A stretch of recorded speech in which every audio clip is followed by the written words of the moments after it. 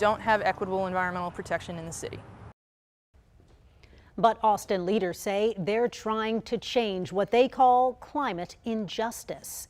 The KVUE Defenders took a hard look at the city's Rain to River plan. It's an overhaul of the Watershed Protection Department's strategic plan, which will guide its priorities and decision-making for the next decade. Here's investigative reporter Jenny Lee. See that area right there? Pointing to Williamson Creek, It's being eroded. Francis Acuna says it and the surrounding area have been ravaged by flooding for years. The trees are not holding on anymore. Named after the creek, the Williamson Creek Greenbelt sits in South Austin off William Cannon Drive, right by Acuna's Dove Springs neighborhood. As the city of Austin works to reduce the flooding risk for hundreds of homes, an effort that included a buyout of more than 50 houses, Acuna is working to beautify the green space. She wants it to look like areas west of I-35. On the other side of I-35, you see the Greenbelt and it's beautiful.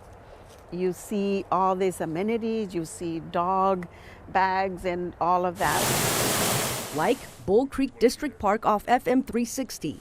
Springs, trails, and areas for native plants to thrive or grow zones help make this one of Austin's more popular parks. Off South Congress Street in South Austin, but west of I-35, sits Battle Bend Park.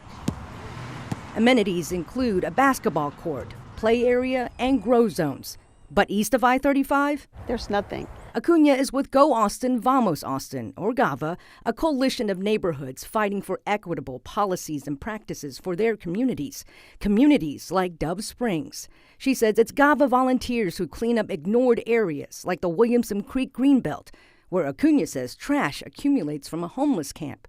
She says she's tried to get help from the city, but the lack of response only made her angry. Once one of the council members told me, you know, Francis, you're not there at City Hall, so you could be able to ask for things. We have the West Side taking days off so they could ask for things. So we don't get anything because we don't ask. We don't have equitable environmental protection in the city. Katie Coyne is in charge of Austin's environmental policies. Coyne says the city became environmentally inequitable decades ago. In the 1990s, the desired development zone was established because of our smart growth initiative, and that put more development pressure on East Side communities. Developments like the Plaza Saltillo district near East 5th Street in East Austin, and west of I-35, the Crestview station near North Lamar Boulevard in Central Austin.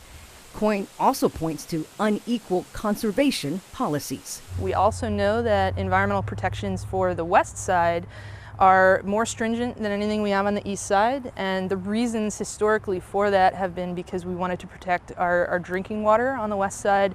We also wanted to protect endangered species like the Barton Springs salamander. But with the Rain to River initiative, Coyne says the city is trying to remedy the ills of the past. There's a lot of different ways we need to do that. First, Coyne says the city acknowledges that environmental advocacy groups are not on an equal playing field. So we have West Side advocates who have been very successful in conserving conservation lands that help our ecosystems thrive on the West Side.